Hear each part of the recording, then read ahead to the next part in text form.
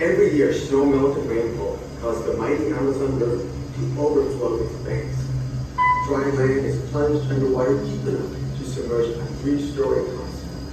Look out the window. Some animals take up temporary residence among the flooded trees.